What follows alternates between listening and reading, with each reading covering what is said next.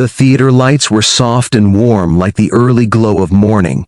The stage was quiet, and the audience waited in a calm hush.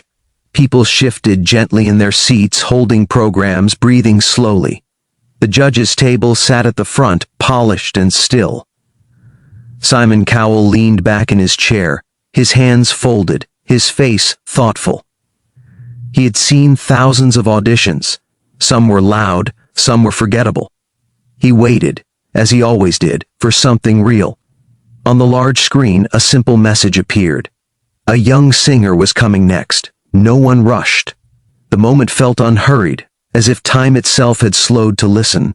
Backstage, a small boy stood with his hands clasped together. He was 10 years old, from the Philippines, and his feet barely touched the floor when he sat. His name was Miguel. He wore a neat suit that his family had borrowed for the occasion. The fabric felt stiff on his shoulders, but he did not complain. He closed his eyes and took a quiet breath. He thought of home. He thought of his mother's voice calling him for dinner. He thought of the old radio that played opera late at night. Singing had become his safe place, a space where fear softened and hope grew. Miguel's problem was simple yet heavy for someone so young. He loved opera, but people often smiled politely when he sang. Some laughed, not to be unkind, but because they did not expect such a sound from a child. At school, his friends preferred pop songs. They teased him, asking why he sang music that sounded old. Miguel learned to sing quietly to practice when others were asleep. He wondered if his voice belonged anywhere in the world. Standing backstage now, he felt that old doubt return, resting gently on his chest. A stage manager knelt and smiled at him. "You're up," she said softly. Miguel nodded. He walked toward the stage, each step careful and slow. The bright lights greeted him, but he did not rush. The audience saw a small boy under a big spotlight. Some leaned forward, curious. Others smiled warmly. Simon Cowell lifted his chin slightly, studying Miguel with a calm, measured look. The room waited. Miguel introduced himself in a quiet voice, his accent gentle and musical. He shared that he loved opera and that singing made him feel brave. Simon asked a simple question about why he chose such a difficult style.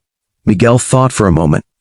He said opera felt like a story that lived inside him. When he sang it, he felt less afraid of the world. His words were plain but honest. The judges listened. There was no rush to respond. Simon nodded slowly. He had heard confidence and doubt before, but there was something balanced in the boy's tone. He gave a small signal for the music to begin. The first notes were soft, like a distant bell. Miguel stood very still. Then he opened his mouth, and the sound that came out was clear and full. It filled the space without effort. The audience seemed to breathe in together. The voice did not belong to a child in that moment. It carried warmth, control, and acquired strength. Each note lingered, rising and falling like a calm wave. Simon's eyes widened slightly. He leaned forward, his hands now resting on the table. As Miguel continued, the room changed. The gentle hum of the theater disappeared. People stopped shifting in their seats. Some placed their hands over their hearts. The opera song told a story of longing and hope, and Miguel sang it with care. He did not rush the words. He let the silence between phrases speak. His voice was steady, but there was feeling behind it, shaped by nights acquired practice and dreams held close. Halfway through the song, a subtle shift occurred. Miguel's voice grew stronger, not louder, but deeper. The notes seemed to rise from a place beyond fear. This was the gentle twist of the moment. The small boy who once sang quietly was now filling a grand room with confidence. Simon glanced at the other judges, then back at Miguel. He had not expected this depth, this control, this calm courage from someone so young. The audience felt it too. A few people wiped their eyes. Others smiled in disbelief. The sound was not perfect in a technical sense, but it was honest. That honesty carried more weight than perfection. Miguel reached the final note and held it, letting it fade naturally into silence. He lowered his head slightly when he finished, unsure of what would come next. For a heartbeat, no one moved. Then the audience stood, applause rising slowly, then all at once. It was not loud chaos. It was a warm, steady wave of appreciation. Miguel looked up, surprised. His eyes searched for his family in the crowd, and when he saw them, his smile trembled. Simon Cowell remained seated for a moment, his expression thoughtful, almost soft. Simon finally stood.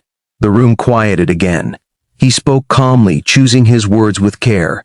He said that moments like this were rare. He explained that opera was not easy, especially for a child, and that what Miguel had done took courage. He paused, looking directly at the boy. Then he said something simple but powerful. He said Miguel's voice felt true, and truth was what music needed most. Miguel listened, his hands still clasped. He felt lighter, as if something heavy had been lifted. The judges offered their praise, each in their own way. They spoke of discipline, heart, and promise.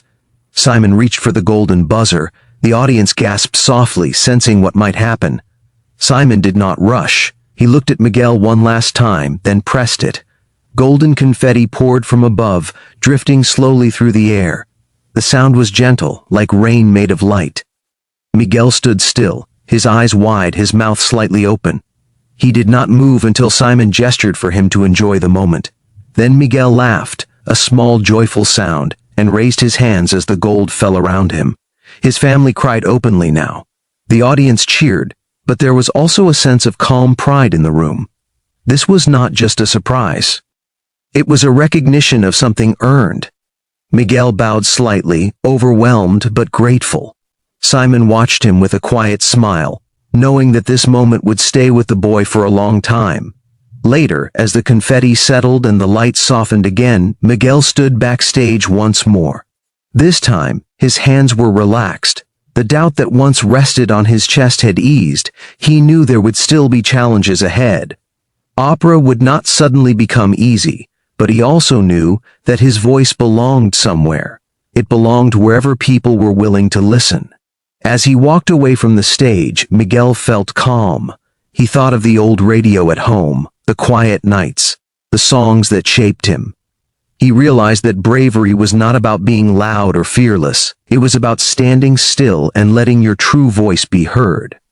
The theater doors closed behind him, but the echo of his song remained, gentle and lasting, like a promise carried forward into the world.